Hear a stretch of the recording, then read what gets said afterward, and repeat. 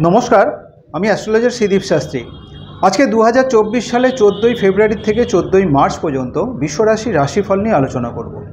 যে সমস্ত জাতক জাতিকা এই বিশ্বরাশি তাদের জন্যই এই আলোচনা, তাদের জন্যই এই ফলাফল। তবে মূল আলোচনায় যাওয়ার আগে প্রথমেই জেনে নেব এই সময়কার গ্রহদের গোচরগত অবস্থানটা ঠিক কোথায়। প্রথমত, রাশিপতি শুক্র মকর রাশিতে উত্তরাষাঢ়া নক্ষত্রে অবস্থিত এবং শুক্রের এই অবস্থান আগামী 6ই মার্চ পর্যন্ত এই মকর রাশিতে থাকবে। 7ই মার্চ থেকে বাকি সময়টা রাশিপতি শুক্রের অবস্থান হবে কুম্ভ রাশিতে। অন্যান্য গ্রহদের মধ্যে মকর রাশিতে মঙ্গল এবং বুধের অবস্থিতি, শনি স্বক্ষেত্রে কুম্ভ রাশিতে সাথে রবির অবস্থান, মীন রাশিতে রাহুর সাথে চন্দ্রের অবস্থিতি, মেষ রাশিতে বৃহস্পতি এবং কন্যা রাশিতে কেতুর অবস্থান। এই হচ্ছে এই সময়কার গ্রহদের গোচরগত অবস্থিতি। এবারে জানবো এই 14ই ফেব্রুয়ারি থেকে 14ই মার্চ পর্যন্ত বিশ্বরাশির জাতক জাতিকাদের কোন কোন দিক শুভ, কোন কোন দিক অশুভ। প্রথমেই আসবো শরীর স্বাস্থ্য বিষয় নিয়ে। বিশ্বরাশির জাতক জাতিকাদের শরীর স্বাস্থ্য মাঝে মধ্যেই কিন্তু একটু চিন্তাভাবনার মধ্যে থাকবে, একটু উদ্বিগ্নতার মধ্যে দিয়ে চলবে। ছোট ছোট শারীরিক সমস্যা কিন্তু এই সময় প্রায় সময় দেখা দেওয়ার একটা প্রবণতা থাকবে। গ্রহগত অশুভ অবস্থান এবং দৃষ্টির কারণে এই সময়ে কোনো রকম চোটাঘাত লাগারও একটা সম্ভাবনা থাকছে এবং তার জন্য রক্তপাত ঘটারও একটা প্রবণতা থাকবে। সুতরাং চলাফেরা এবং গাড়ি চালানোর থেকে বিশেষভাবে সতর্ক থাকতে হচ্ছে বিশ্বরাশির জাতক জাতিকাদের। যে সমস্ত জাতক জাতিকারা বিদ্যাশিক্ষার সাথে যুক্ত রয়েছেন, বিশেষত প্রাথমিক বিদ্যার্থী যারা রয়েছে, তাদের জন্য কিন্তু খুব একটা সুবত্তর বার্তা থাকছে না। এই সময়ে মানসিক চঞ্চলতা বৃদ্ধি পাবে এবং বিদ্যাক্ষেত্রে একটা অমনোযোগিতা দেখা দেওয়ার সম্ভাবনা থাকছে। সুতরাং প্রাথমিক বিদ্যার্থীরা একটু সতর্ক থাকতে হচ্ছে বিদ্যাক্ষেত্রের জন্য। যারা উচ্চ বিদ্যাশিক্ষার সাথে যুক্ত রয়েছেন তাদের জন্য কিন্তু সুবত্তর বার্তাই থাকছে। পঞ্চম রাশিপতি নবম রাশিতে অবস্থিত হয়ে উচ্চ বিদ্যাক্ষেত্রে একটা সফলতার ইঙ্গিত দিচ্ছে। এই সময় যদি কোনো রকম প্রতিযোগিতামূলক পরীক্ষা থেকে থাকে তাতে কিন্তু সফলতা অর্জন হবে। বেশ কিছু ভালো যোগাযোগ এই সময় আশা করা যায়, যেগুলো কিন্তু পরবর্তী ক্ষেত্রে বিদ্যাক্ষেত্রকে আরও উন্নত করবে। যদি দূরে কোথাও যাওয়ার পরিকল্পনা থাকে বিদ্যাশিক্ষার জন্য, উচ্চ বিদ্যাশিক্ষার জন্য দূরে কোথাও যাওয়ার পরিকল্পনা যদি থেকে থাকে তাহলে কিন্তু সেটা বাস্তবায়িত হতে চলেছে এই সময়। সুতরাং উচ্চ বিদ্যার্থীদের জন্য কিন্তু বিশেষত ভালো সময় এটা। বিশ্বরাশির জাতক জাতিকাদের অর্থনৈতিক ক্ষেত্র বিশেষত শুভ। রাশিপতি এবং ধনরাশিপতি একত্রে ভাগ্য রাশিতে অবস্থিত হওয়ায় এই সময় উপার্জনের ক্ষেত্রে একটা ধারাবাহিকতা বজায় থাকবে। যথেষ্ট পরিমাণে উপার্জনের ইঙ্গিত যেমন থাকছে তেমনই সঞ্চয়ের দিকটাও কিন্তু বেশ ভালো আশা করা যায়।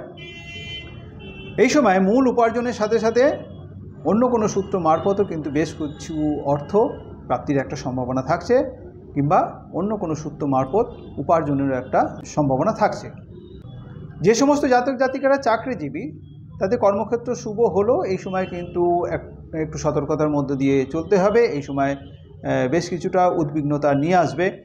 কর্মরাশিপতি শনি স্বক্ষেত্রে কর্মরাশিতে অবস্থিত হয়, কর্মক্ষেত্রে সফলতার ইঙ্গিত থাকলেও যেহেতু কর্মরাশিপতি শনির সাথে এখানে চতুর্থ রাশিপতি রবি একত্রে কর্মরাশিতে অবস্থিত থাকছে, এই সময় কিন্তু উচ্চ কর্তৃপক্ষের সাথে যাতে কোনো রকমভাবে মতবিরোধ মনোমালিন্য না হয় সেদিকে বিশেষ নজর রেখে চলতে হচ্ছে। উচ্চ কর্তৃপক্ষের সাথে মতবিরোধ মনোমালিন্য হলে কর্মক্ষেত্রে কর্মজীবনের ক্ষেত্রে একটু ক্ষতি হওয়ার সম্ভাবনা থাকছে। চাকরি নিয়ে যাতে কোনো রকম সমস্যা না হয় সেদিকে বিশেষভাবে নজর রেখে চলতে হবে। সহকর্মীদের সাথে যাতে সুসম্পর্ক বজায় থাকে সেটা বিশেষভাবে নজর রেখে চলতে হচ্ছে। এমন কোনো ঘটনা যাতে না ঘটে, যাতে কর্মহানির মতো কোনো ঘটনা এখানে উপস্থিত হয় সেদিকে নজর রাখতে হচ্ছে। উন্নতির ক্ষেত্রে বেশ কিছুটা বাধার মধ্যে দিয়ে অগ্রগতি, কোনো রকম হঠকারিতা থেকে একটু সতর্ক থাকতে হচ্ছে। কর্মক্ষেত্রে কোনো রকম যাতে বদনাম না আসে সেদিকেও নজর রেখে চলতে হবে। যারা ব্যবসা বাণিজ্যের সাথে যুক্ত রয়েছেন ব্যবসা ক্ষেত্র বিশেষত শুভই বলা চলে। ব্যবসা রাশিপতি ভাগ্য রাশিতে অবস্থিত হয়, ব্যবসায় সফলতার সাথে যথেষ্ট পরিমাণে উপার্জনের ইঙ্গিত থাকছে। ভালো ভালো যোগাযোগ এই সময় আশা করা যায়, যে যোগাযোগগুলো আগামী দিনে ব্যবসা ক্ষেত্রকে আরও উন্নত করবে। এই সময়টা বিশেষত বিনিয়োগের জন্য শুভ সময়। যদি বিনিয়োগের ব্যবসা ক্ষেত্রে বিনিয়োগের জন্য কোনো রকম যদি পরিকল্পনা থেকে থাকে এই সময়টাকে বেছে নেওয়া যেতে পারে। যারা নতুন ব্যবসায় নিজেকে নিয়োগ করতে চাইছেন, অর্থাৎ নতুন ব্যবসায় যারা নামতে চাইছেন তাদের জন্য কিন্তু শুভত্বের বার্তাই থাকছে। এই সময়টা কিন্তু ব্যবহার করতে পারেন নতুন ব্যবসায় নিজেকে নিয়োগ করার জন্য। যারা বস্ত্র ব্যবসার সাথে যুক্ত রয়েছেন, প্রসাধন সামগ্রী, মেডিসিন, ওকালতি পেশার সাথে যুক্ত রয়েছেন, হার্ডওয়্যার ব্যবসার সাথে যুক্ত রয়েছেন, কিংবা নির্মাণ শিল্প অর্থাৎ প্রমোটিং ব্যবসার সাথে যুক্ত রয়েছেন, তাদের জন্য কিন্তু এই সময়টা বিশেষ শুভ ফলেরই একটা ইঙ্গিত থাকছে। অর্থাৎ এই সমস্ত ব্যবসার থেকে যথেষ্ট পরিমাণে উপার্জন আশা করা যাচ্ছে। যারা দাম্পত্য জীবনযাপনের সাথে যুক্ত রয়েছেন, দাম্পত্য ক্ষেত্র এখানে বিশেষত শুভই বলা চলে। স্বামী স্ত্রীর মধ্যে সুসম্পর্ক বজায় থাকবে, একে অপরের প্রতি একটা নজর থাকবে এবং উভয়ের মধ্যে শান্তি বিরাজ করবে, অর্থাৎ পারিবারিক সুখ শান্তি এখানে থাকবে। তবে পরিবারের অন্যান্য সদস্যদের কারণে মাঝে মধ্যে কিন্তু পারিবারিক সুখ শান্তি বিঘ্নিত হওয়ার সম্ভাবনা থাকছে, সেদিকে বিশেষভাবে নজর রাখতে হবে।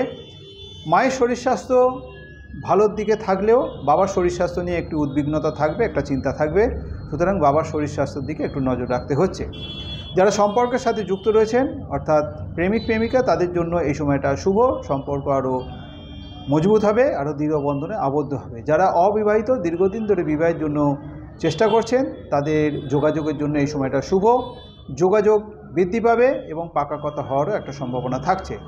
যারা অন্যান্য পেশার সাথে যুক্ত রয়েছেন, তাদের অর্থনৈতিক ক্ষেত্র শুভ এবং যোগাযোগ বৃদ্ধি পাবে। যারা শিল্পী কলাকুশলী, তাদের জন্য অর্থনৈতিক ক্ষেত্র শুভ, যোগাযোগ বৃদ্ধি যেমন পাবে তেমনি সুনাম প্রাপ্তিরও একটা সম্ভাবনা থাকছে। বিশ্বরাশির জাতক জাতিকারা যারা কৃত্তিকা নক্ষত্রে জন্মগ্রহণ করেছেন, তাদের জন্য ফেব্রুয়ারি মাসের 16 তারিখ, 21 তারিখ এবং 28 তারিখ, মার্চ মাসের 3 তারিখ, 7 তারিখ, 12 তারিখ শুভ। যাদের জন্ম নক্ষত্র রোহিণী, তাদের জন্য ফেব্রুয়ারি মাসের 19 তারিখ, 22 তারিখ, 25 তারিখ এবং মার্চ মাসের 4 তারিখ, 9 তারিখ, 13 তারিখ শুভ। যাদের জন্ম নক্ষত্র মৃগশিরা, তাদের জন্য ফেব্রুয়ারি মাসের 14 তারিখ, 23 তারিখ, 27 তারিখ এবং মার্চ মাসের 2 তারিখ, 5 তারিখ, 10 তারিখ শুভ। শুভ দিক হিসেবে দক্ষিণ পূর্ব দিক অর্থাৎ অগ্নিকোণ আপনাদের জন্য শুভ। শুভ রং হিসেবে সাদা রং, নীল রং এবং সবুজ রং। যে কোনো শুভ কাজের জন্য সাদা, নীল অথবা সবুজ রঙের পোশাককে যদি বিশেষভাবে ব্যবহার করা হয়, তাহলে শুভ ফল লাভের একটা সম্ভাবনা থাকবে। আর শুভ বার হিসেবে শুক্রবার, শনিবার, বুধবার, যে কোনো শুভ কাজের জন্য এই 3টে বারের মধ্যে যে কোনো একটাকে ব্যবহার করতে পারেন। আমার এই যে আলোচনা, এই আলোচনাটা বিশেষত এই সময়কার গ্রহদের গোচরগত অবস্থানের পরিপ্রেক্ষিতেই এই আলোচনা। বিশ্বরাশি জাতক জাতিকাদের ব্যক্তিগত জন্মরাশিচক্রে গ্রহদের অবস্থান যদি শুভ অবস্থায় থাকে এবং বর্তমান দশান্তর্দশার ফলাফল যদি শুভত্বর দিকে ইঙ্গিত দেয়, তাহলে শুভ ফলের পরিমাণ যেমন বেশি হবে, তেমনই বিশ্বরাশির জাতক জাতিকাদের ব্যক্তিগত জন্মরাশিচক্রে গ্রহদের অবস্থান যদি অশুভ অবস্থায় থাকে এবং বর্তমান গ্রহদের দশান্তর্দশার ফলাফল যদি অশুভত্বর দিকে ইঙ্গিত দেয়, তাহলে শুভ ফলের পরিমাণ কম হবে। সুতরাং বর্তমান গ্রহদের গোচরগত অবস্থানের পরিপ্রেক্ষিতে যে আলোচনা, যে রাশিফল, তার সাথে বিশ্বরাশির জাতক জাতিকাদের ব্যক্তিগত জন্মরাশিচক্রে গ্রহদের অবস্থান এবং বর্তমান গ্রহদের দশা অন্তর্দশার ফলের মধ্যে একটা বৈষম্য, একটা তারতম্য হতেই পারে।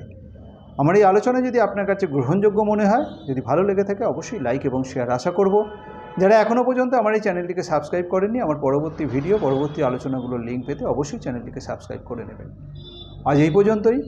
ভালো থাকবেন, সুস্থ থাকবেন। ধন্যবাদ।